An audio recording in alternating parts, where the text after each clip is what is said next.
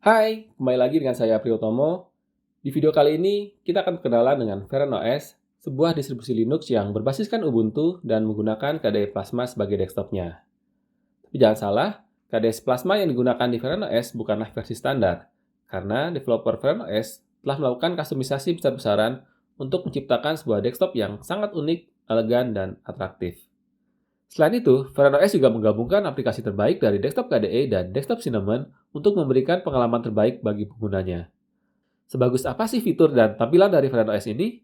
Langsung saja kita lihat ulasannya. Sekarang kita login terlebih dahulu, masukkan passwordnya.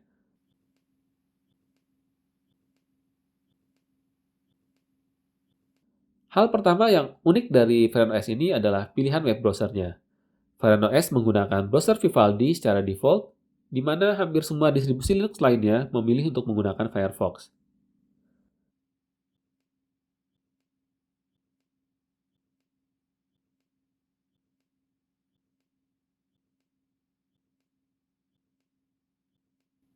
Tapi jangan khawatir bagi penggemar Firefox, karena VeronOS menyediakan sebuah aplikasi khusus yang bernama Web Browser Manager yang memungkinkan pengguna menginstal web browser favoritnya dengan sangat-sangat mudah.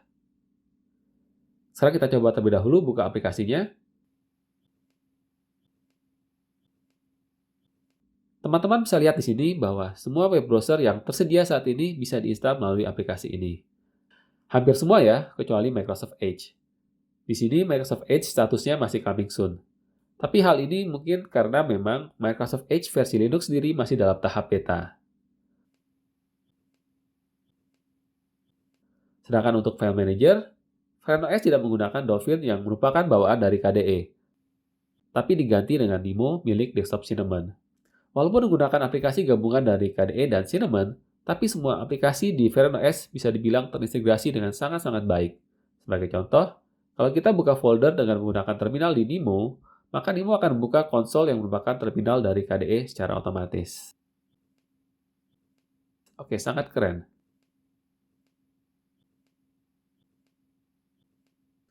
Lanjut, kita akan melihat App Store atau store yang digunakan oleh VeronOS untuk menginstal aplikasi. Untuk store sendiri, merupakan pengembangan dari software manager milik desktop Cinnamon. Store-nya bisa dibilang cukup standar dari sisi tampilan, aplikasi yang tersedia juga kurang lebih sama dengan yang ada di distribusi Linux lainnya.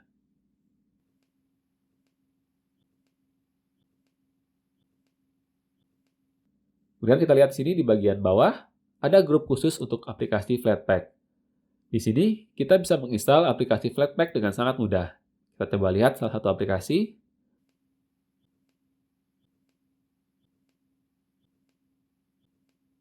Untuk melakukan instalasi, tinggal tekan tombol install di sini. Proses instalasi aplikasi di VeronOS bisa dibilang relatif sangat-sangat mudah.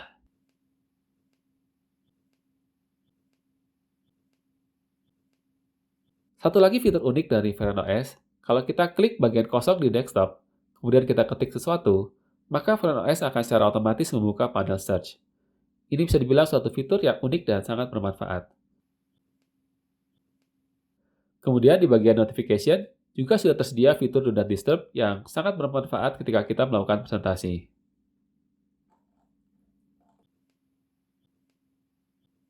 Sekarang kita akan lihat suatu fitur yang paling menarik dari VeronOS, yaitu desktop layout. VeronOS tidak hanya menyediakan satu desktop layout, tapi menyediakan 7 buah desktop layout sekaligus. Kita akan coba buka aplikasinya terlebih dahulu.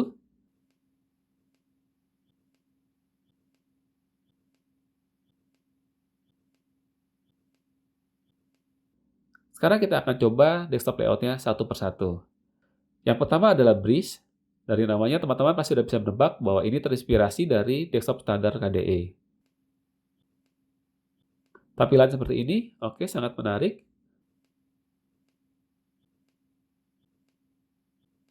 Berikutnya Classical. Classical ini terinspirasi dari Windows 95.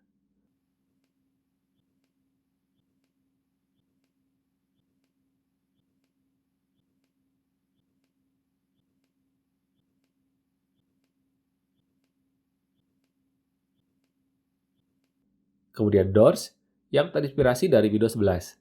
Untuk desktop layout door, main menu dari Nemo secara otomatis akan diubah menjadi hidden.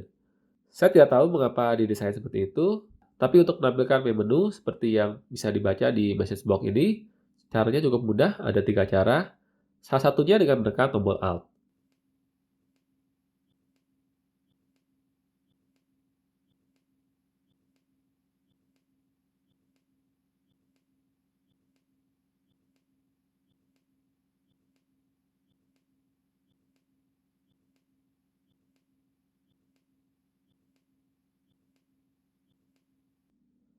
Berikutnya ada desktop layout Veren OS Default. Ini adalah layout default dari Veren OS.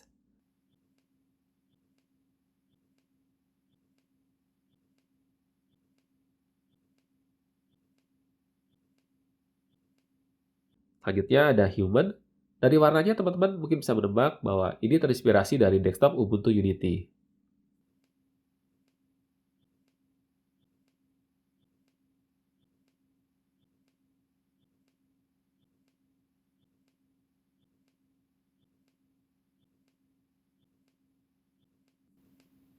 Kemudian ada Mac and Cheese yang pastinya terinspirasi dari macOS.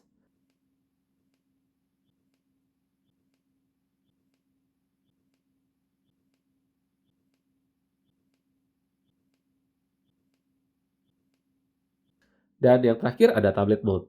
Kalau dari tampilan, sangat mirip sekali seperti Veren OS Default, tapi sepertinya didesain untuk digunakan dengan menggunakan touchscreen.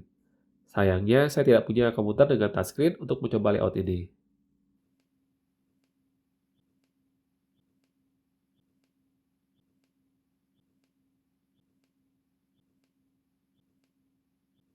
Sekarang kita akan masuk ke bagian System Information. Oh, ada setting yang belum kita apply. Kita akan apply terlebih dahulu. Oke, kita akan lihat bagian System Information-nya. Bisa lihat di sini bahwa FreeOS sudah menggunakan KDE Plasma versi yang paling baru. Tapi ada satu hal yang menurut saya kurang dari FreeOS ini, yaitu kernelnya. FreeOS memilih menggunakan kernel versi 5.8 yang sebenarnya menurut saya merupakan pilihan yang agak aneh. Karena biasanya, distribusi Linux keluaran terakhir menggunakan kernel versi 5.4 yang berstatus long-term support atau menggunakan versi 5.11 ke atas. Tapi untungnya, ini bukanlah suatu masalah besar, karena FreeOS menyediakan fitur untuk melakukan update kernel melalui aplikasi Update Manager. Update Manager sendiri juga merupakan pengembangan dari Update Manager milik desktop Cinnamon. Kita buka aplikasi Update Manager-nya.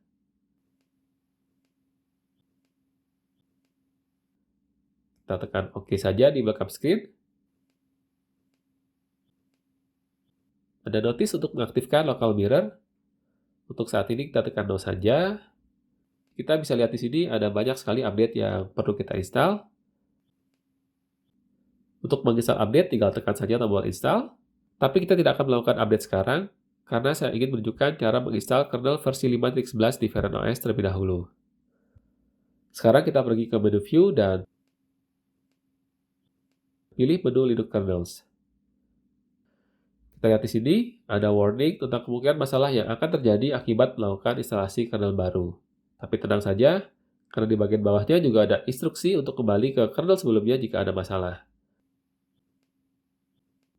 Sekarang kita tekan Continue. Kita lihat di sini, kernel 5.11 tersedia untuk diinstal. Kalau kita buka informasi tentang kernel 5.8, disebutkan bahwa kernel 5.8 ini hanya akan disupport sampai Agustus 2021.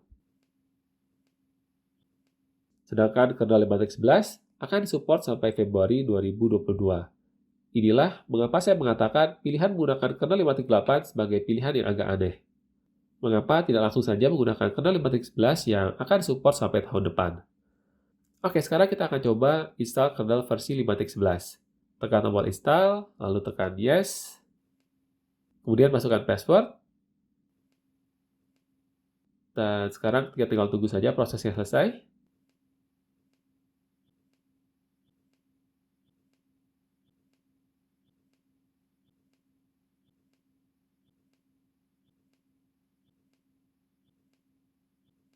Oke, sudah selesai. Sekarang kita restart komputer untuk mengaktifkan kernel yang baru.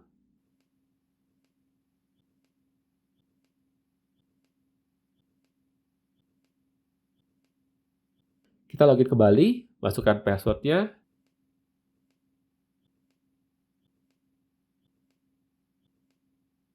Sekarang kita kembali membuka System Information.